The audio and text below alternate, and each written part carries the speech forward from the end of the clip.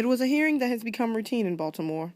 Testimony at City Hall supporting yet another tax break for developers, this time in the form of what's known as a TIF, or tax increment financing, worth $17 million to subsidize the build-out of the University of Maryland Westside Biotech Park. Many of you know that the biopark was UMB's first significant venture across Martin Luther King Boulevard more than a decade ago. Our first clear expression of intent to be, as Councilman Welch so appropriately says, inclusive.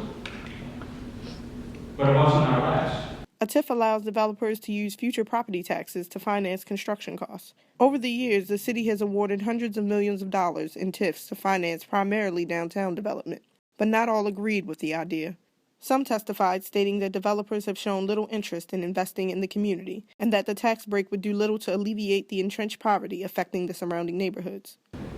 This university, wax the roller, in 100 years, we're all going to be dead and gone.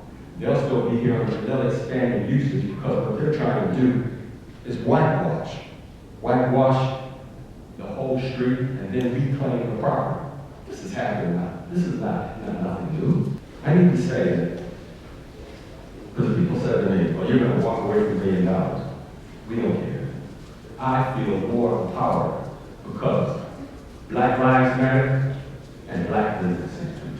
Councilwoman Helen Holton also criticized the process. I'm beginning to really take offense when people say one Baltimore. But it's also an opportunity for us to live into that, if we so choose to. In the absence of what you've said, I've not heard mention of any one African American organization. But if this is an opportunity to create a new model, we have to not keep thinking in the ways of old. The committee recessed before voting and planned to take up the TIF later. After the hearing, Councilwoman Holton elaborated on her concerns. We're at a crossroads of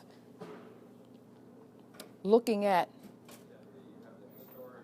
legislation and looking at community engagement issues. Our institutions are not necessarily as well financed, grounded, and with the same level of resources that those that have been in place for 100 years, that are well financed. But nonetheless, if we aren't brought to the table to participate, to be engaged, then nothing changes. This is Megan Sherman reporting with the Real News Network.